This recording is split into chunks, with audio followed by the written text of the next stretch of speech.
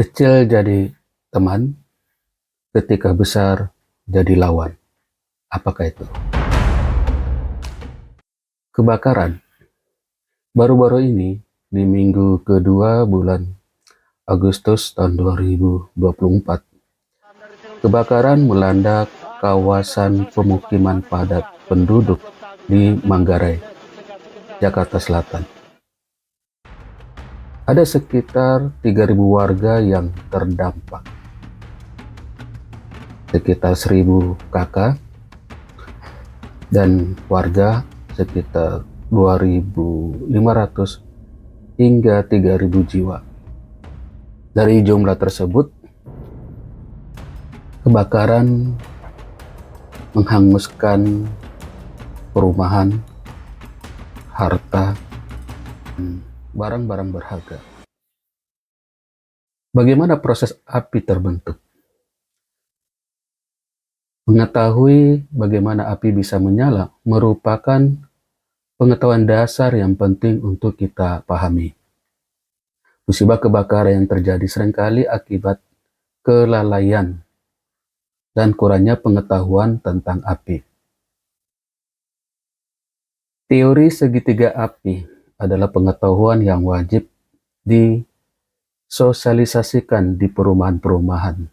Ya, selama ini penyuluhan tentang segitiga api sudah menjadi kewajiban di perusahaan, namun belum menjadi budaya di perumahan atau di tempat tinggal. Segitiga api adalah unsur pendukung terbentuknya api atau terjadinya kebakaran. Pada dasarnya, segitiga api merupakan teori yang menjelaskan bagaimana api terbentuk melalui 3 elemen pendukungnya. Elemen tersebut dari ketiga unsur yang bereaksi, yaitu oksigen, bahan yang mudah terbakar, seperti kayu, kertas, kain, dan unsur ketiga yaitu sumber panas. Jika ketiga unsur tersebut terpenuhi dalam jumlah cukup, maka api akan terbentuk sampai salah satu unsurnya habis. Jadi kita perhatikan 3 elemen segitiga api yang bereaksi membentuk api. Api merupakan hasil dari proses reaksi kimia yang disebut dengan oksidasi. Reaksi oksidasi merupakan proses di mana unsur oksigen bereaksi dengan unsur-unsur lainnya yang saling melepaskan elektron.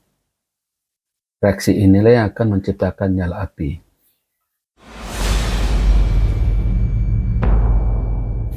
Unsur api yang kita ketahui ada 3 atau disebut sebagai segitiga api. Digambarkan sebagai segitiga sama sisi yang menunjukkan bahwa terdapat 3 elemen yang menyebabkan api terbentuk.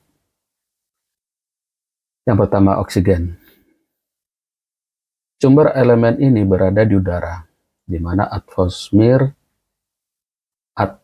bumi mengandung sekitar 21% volume oksigen. Dibutuhkan sekitar 15% volume oksigen di udara untuk mendukung proses pembakaran yang membentuk api.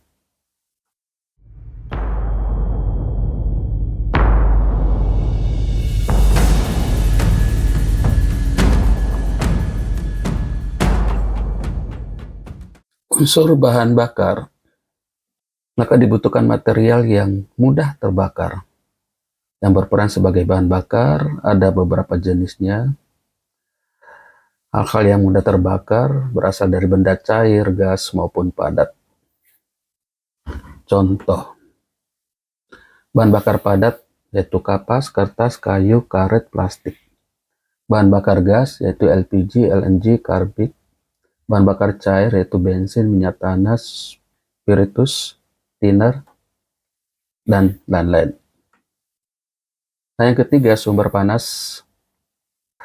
Suhu panas sendiri bisa didapatkan dari berbagai sumber, akan tetapi sumber panas yang paling utama adalah gaya gesek yang dihasilkan oleh dua benda dalam waktu lama. Beberapa sumber panas yang bisa menghasilkan api adalah permukaan panas, gesekan logam, gas bertekanan, energi listrik,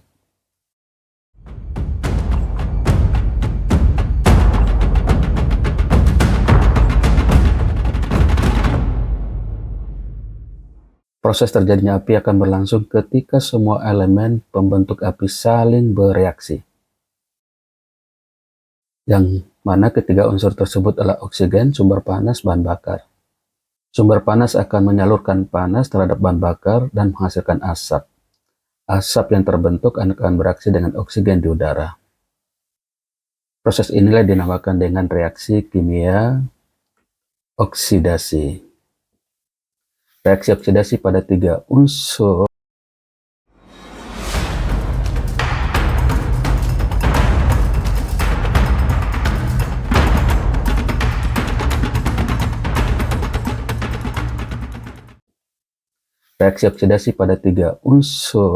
triangle of fire atau segitiga api akan menciptakan terbentuknya api.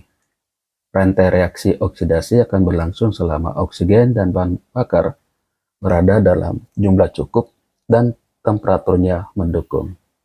Jika salah satu elemen ini atau elemen api habis atau hilang, maka api akan padam. Oleh karena itu, proses pemadaman api atau kebakaran dilakukan dengan cara menghilangkan salah satu elemen pada triangle of fire atau segitiga api tadi. Nah, cara memadamkan segitiga api. Kebakaran bermula ketika api terbentuk melalui reaksi oksidasi pada elemen segitiga api. Untuk mencegah terjadinya kebakaran, maka bisa dilakukan dengan memperkecil atau menghilangkan reaksi unsur tiga pembentuk api. Teknik pemadaman api dilakukan dengan cara menghilangkan salah satu unsur pembentuk api. Ada beberapa cara yang bisa dilakukan untuk memutus reaksi pada segitiga api agar api padam. Cara memadamkan segitiga api adalah isolasi oksigen. Nah, memadamkan api dengan cara mengisolasi atau menyelimuti titik api, hal ini menyebabkan berkurangnya pasokan oksigen pada titik api. Cara kedua yaitu pendinginan. Memadamkan api dengan cara mendinginkan suhu panas pada titik api. Yang ketiga yaitu memindahkan bahan bakar. Memadamkan api dengan mengurai atau memisahkan bahan bakar dari unsur lain pada segitiga api supaya terputus dari rantai nyala api. Nah, kemudian cara yang keempat yaitu memecah rantai reaksi kimia, yaitu dengan memutus reaksi kimia di antara ketiga unsur segitiga api. Kasus kebakaran yang cukup besar yang pernah terjadi pada tahun 2010 lalu, yaitu kebakaran kilang minyak Deepwater Horizon. Ledakan di kilang minyak tersebut menyebabkan kebakaran yang hebat. Kebakaran itu terjadi di Teluk Meksiko, 66 km lepas pantai Louisiana, Amerika Serikat. Tragedi ini menyebabkan 11 orang pekerja tewas dan 17 orang terluka. Kebakaran kilang minyak ini juga menyebabkan Deepwater Horizon tenggelam usai 2 hari terbakar. Efeknya membuat 2.100 km dari pantai Teluk Amerika Serikat tercangkup minyak, lantaran ada 1.304 hingga 206 juta galon minyak yang tumpah ke Teluk Meksiko, juga menimbulkan kematian satwa liar di sekitar Teluk Meksiko, termasuk 800.000 burung dan 65.000 penyu. Deepwater Horizon merupakan perusahaan pengeboran minyak yang dioperasikan untuk perusahaan perminyakan BP. Dioperasikan oleh Transocean. Bor minyak di sana terletak di dasar laut, yaitu 1.522 meter di bawah permukaan dan meluas sekitar 5.486 meter ke dalam batuan. Tragedi ledakan Deepwater Horizon terjadi pada pukul 21 waktu setempat.